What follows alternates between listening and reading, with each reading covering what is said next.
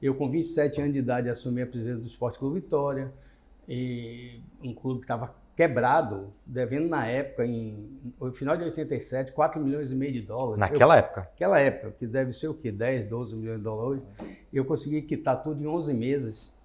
Né? Fui bicampeão baiano, porque o clube não era campeão há muito tempo. Entendeu? Botamos o que hoje chama Série A, naquela época não chamava Série A. Mas eu entrei naquela fase que criaram o Clube dos 13, o famoso Clube dos 13, e o Vitória ficou fora. Nós conseguimos, com o artigo, eu digo eu, mas a presidência do clube, mas envolve muita gente, nós conseguimos que o Vitória voltasse no ano seguinte, entendeu? Numa guerra muito grande contra um time do Nordeste, né? E futebol tem muito lobby, sempre teve, eu imagino. Né? Qualquer coisa tem, né? O do futebol é que é mais exposto, é dia a dia, é massificado, entendeu? E eu, desde que entrei no Vitória, eu nunca consegui mesmo me afastar. Eu fiz um mandato de 33 anos e 6, 7 meses, e demos sede ao clube, né? Que era Amarelinho, que depois venderam. Terminei parte do estádio, porque tinham terminado o estádio, mas faltava pouco, fui eu que terminei, entendeu? O estádio feito por Zé Rocha na época, né? Que foi o grande maestro do estádio, né? Que hoje é deputado federal. Com as dificuldades. Eu, na minha época de presidente do clube, imagino um rapaz de 27 anos, de um clube do Nordeste, lidando com Castor de Andrade, porque o Bangu naquela época era vice-campeão brasileiro.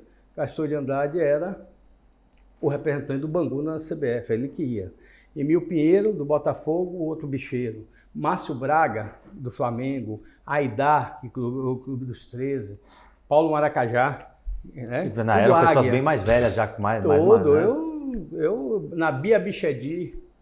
Então, só eram nomes assim. Então, para a minha vida pessoal, isso também serviu de experiência. Né?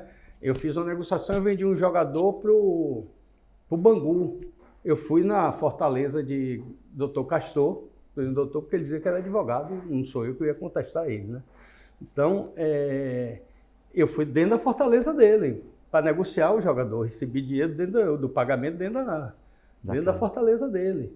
Entendeu? Legal. Então, era na Rua da Alfândega, no Rio de Janeiro ainda, a CBF, hoje é na Barra, né? É um prédio, naquela época era um prédio de João Avelange, pequenininho naquela rua. Então, tudo isso vem dando experiência, gente, né? É um desgaste muito grande, Você deixa a sua família, amadurece demais, você deixa seus negócios, porque queira ou não na dividida, você está sendo cobrado ali por uma torcida, por uma imprensa.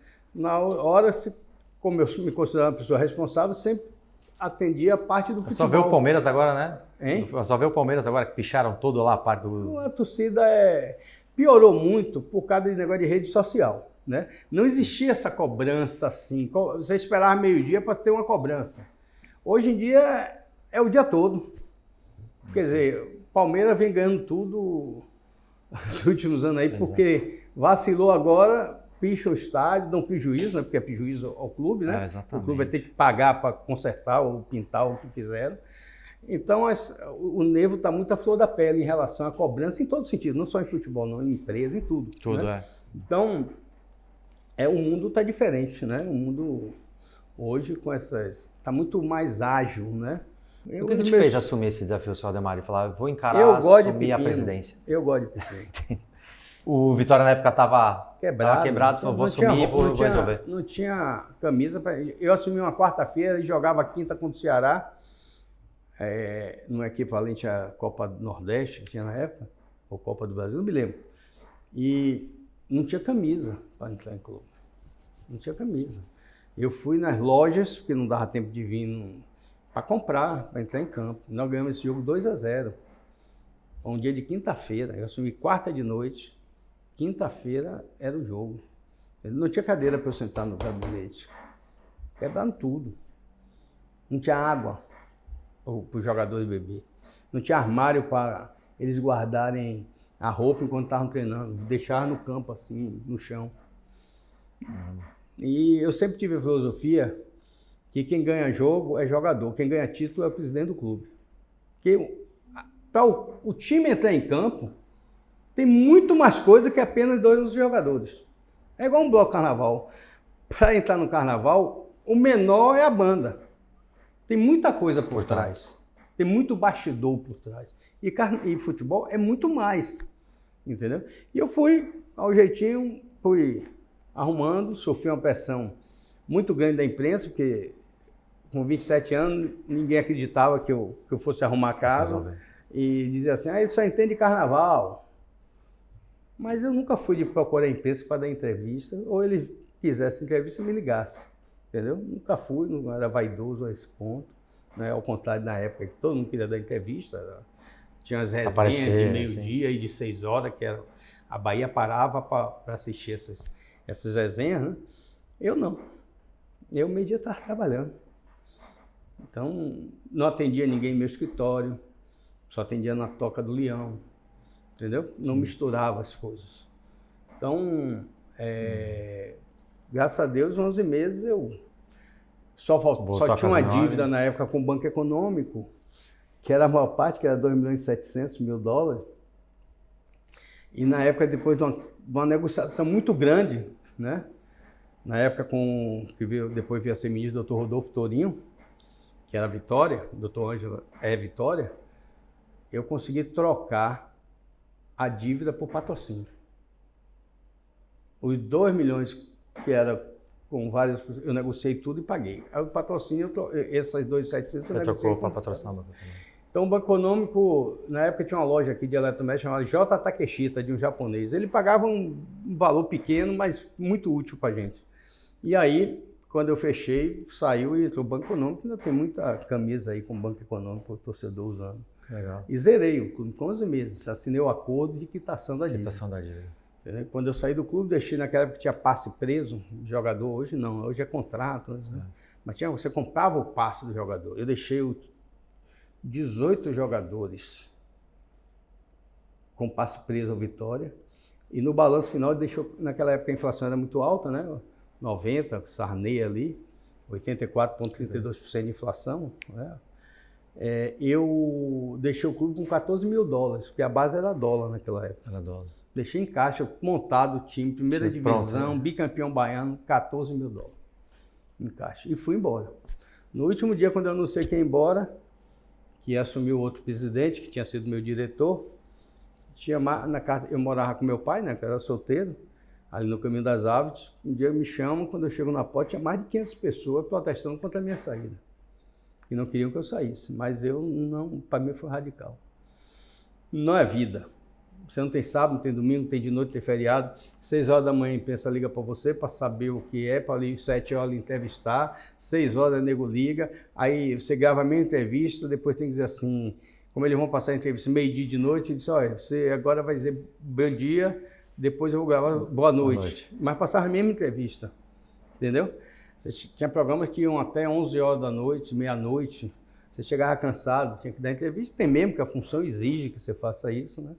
Você faz amigos na imprensa e faz desafetos na imprensa. Exato. Eu peguei, na minha época, e eu disse o seguinte, quando eu achava eu que eu feio, bonito, competente, é a opinião de cada um. Agora, quando tiver fato em verdade, eu vou tomar minha providência. Não tenho nada a dever a ninguém. E teve um fato, naquela época, a legislação, você pagava a folha até o 10º dia do mês seguinte. Hoje até o 5º dia útil, né? E eu pagava a folha dia 30. Quando não tinha, meu pai que pagava. Meu pai pagou várias folhas do Vitória. Meu pai deu 11 jogadores ao Vitória.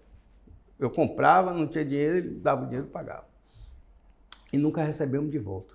Nem era para receber, porque foi doação. E aí um repórter de uma televisão disse que nós não tínhamos pago a folha. Aí eu provei todo o que tinha pago, mandei uma carta para a emissora proibindo ele de entrar durante um mês no Vitória. Vinha brigar comigo. Mas eu o que de mim? Ele manchou a imagem de uma Você pagava no mês anterior ainda, né? No mês anterior. Eu pagava dia 30, porque folha para mim é dia 30. Eu tinha direito de pagar até o 10º dia. Você pagava ainda no último dia do mês? Eu pagava no último dia do mês. Por exemplo, pagava março, 30 de março. Eu tinha direito de pagar até 10 de abril, mas não usava isso, entendeu? Então, eu defendia assim, era a imagem do clube. A hora que ele disse que eu não paguei a folha, eu tendo pago, ele fez isso no sábado, no jogo era um Bavi, domingo. Olha a crise com a torcida. Não com o jogador, que ele sabe que eu paguei. Entendeu? A torcida. Não pode. A instituição, não pode as pessoas falarem o que quiser. Então, ele tinha que ter ligado para mim, dizer, perguntar. Cá. E essa emissora já vinha inventando algumas coisas, porque eu não ia lá, não pedia para dar entrevista. Na época, Paulo Maracajá ficava querendo dar entrevista, não sei o quê, que ele era deputado, eu não fui deputado. Então, mas eu não. Isso eu acho que chateava eles. Aí resolveu fazer uma... Dia de sábado, meu pai nesse mês tinha sido meu pai que deu dinheiro, minha sexta para pagar. Chegou sábado, eles botaram na... Foi domingo, eles já não treinaram, já não entraram no Vitória. E eu me lembro que na época o dono da televisão me ligou perguntando qual era o problema uns 10 dias depois. Eu disse isso, eu disse, em atenção ao senhor, se eu quiser eu volto. Ele fez, não, você está certo, defenda a sua instituição. Aí foi que eu... Mas foi agora, então é assim, agora o dono me disse que deu razão, imagine. É. Entendeu? O cara tem que vir pedir desculpa. Entendeu? Sim.